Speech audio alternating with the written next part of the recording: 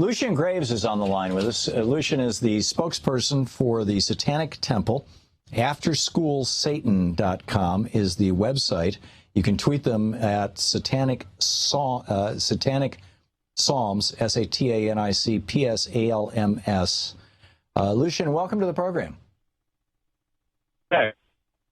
Hey, thanks for joining us. I'm sorry we couldn't get your Skype connected. Can you hear me okay?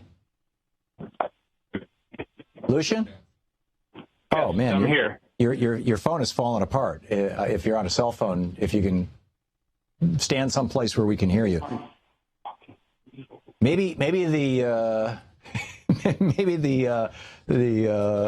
what are they called? The clubs that you guys are competing with, the Good News Clubs from the Child Evangelism Fellowship, which has now created over 3,560 Good News Clubs. In other words, Christian after-school ministries in our public schools all around the country are messing with your phone. Lucien, can you speak now? I can hear you. Can you hear me? Okay, yeah, I hear you fine now. So, First of all, the Satanic Temple, just for the record, is not about Satan, right? Well, it's about Satanism as a secular atheistic philosophy that rejects any type of thought oppression. Right, but you're not running this as a religion to worship Lucifer.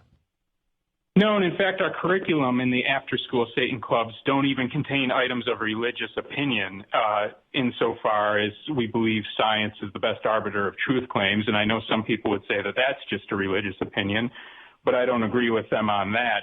We feel that the presence of Satanists running after-school clubs where there are evangelical clubs in schools actually sends a positive message that you can have religious disagreement and still be good, moral, and productive people. And we feel that that undermines the Good News Club message that they try to beat into children's heads, that they're sinners and that they're going to go to hell and that they deserve eternal torment for not sharing the same religious opinion that they might.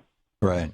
Now, back in 2001, this group, the Child Evangelism Fellowship, which is trying to indoctrinate children through our public schools with a fundamentalist evangelical form of Protestantism, the Child Evangelism Fellowship has created these things called Good News Clubs for children as young as 5. And they have now placed, and the Supreme Court, this went to the Supreme Court in 2001, and the Supreme Court ruled that if a school tried to exclude them because they were religious, that was a violation of the Good News Club's free speech rights. So the CEF then went on a tear, according to this article I have by Catherine Stewart in the Washington Post. The CEF then went on a tear, and by 2011, it reported 3,560 Good News Clubs, so putting them in more than 5% of the nation's public elementary schools. So you guys are saying, hey, if you can have a Good News Club, if you can have a fundamentalist, evangelical, Protestant club indoctrinating your children, we can come in, the Satanic Temple, and we can come in and indoctrinate your children to the benefits of logic and reason and science. Do I have that right? You have that right. But one thing I'd like to say is that the Child Evangelism Fellowship isn't only incidentally also involved with children who are as young as 5 years old. They specifically target children who are between 5 and 8 to 5 to 12 years old because they've run demographics and they feel that those are the best ages at which somebody is impressionable enough to buy into their depraved superstitious beliefs. So they've opened this door on free speech grounds where we can walk right in, and we haven't created this issue, but we're hoping we're making people think about it more clearly. And I also feel that the Supreme Court ruling was simply incorrect. Clarence Thomas wrote for the majority opinion, stating that this was a free speech issue and that you couldn't discriminate against religious speech in schools just because it was religious. Right. And we disallow political speech at schools all the time, and nobody questions that, nor should they. But somehow religion was held as a different category, and I don't think it's discrimination to say that you're not allowing religion in schools. What would be discrimination is if they were allowing a particular religious group into schools, but not the other. Right. So, and arguably by this Supreme Court decision, was that a 5-4 decision, by the way? Do you know? A 5-4? Yeah. Do you know how that?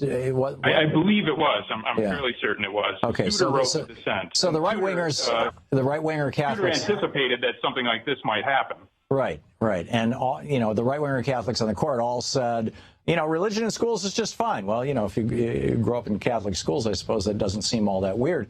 But it strikes me as interesting. I mean, literally under this Supreme Court ruling, ISIS could come to the United States if they were on their best behavior and start ISIS clubs in schools. I mean, at least you guys are secular. You're promoting science and rationality and reason.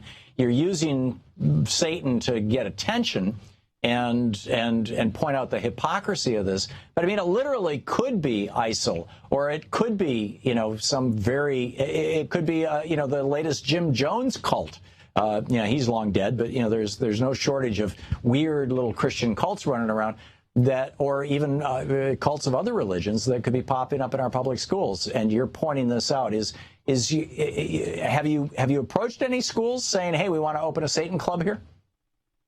Yeah, we've sent emails, and they'll receive letters this week to 9 separate school districts. And Washington Post actually published a follow-up article to their first article yesterday and reached out to many of these school districts.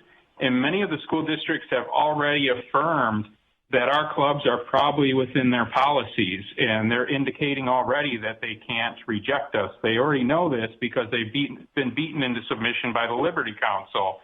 So I think a lot of people look at this and they think, well, there's no way this will come to pass. What they don't realize is that there's very little options for the school districts to keep us out. Now, what I think the school districts can do is, if they can't fight this on church separation grounds, and for some reason the Establishment Clause has been thrown out on this issue, they can revise new standards of conduct for after-school clubs that don't allow for an organization like the Good News Club to come in and try to indoctrinate children to indoctrinate other children into their religious thinking. They can look at these crass behaviors, these disgusting behaviors being put forward by the Child Evangelism Fellowship, and craft policies that are broadly applied that just simply don't allow for those things. There you go. Okay, Lucien Greaves, spokesperson for the Satanic Temple. AfterSchoolSatan.com is the website. Lucien, thank you. This is the Thom Hartmann Program. We'll be right back. Would you like your kid to go to a after-school Satan club? Stick around. To watch more clips from our programs, hit the Watch More Videos button over here. And please be sure to hit the handy-dandy subscribe button so you'll always be up to date. Tag, you're it.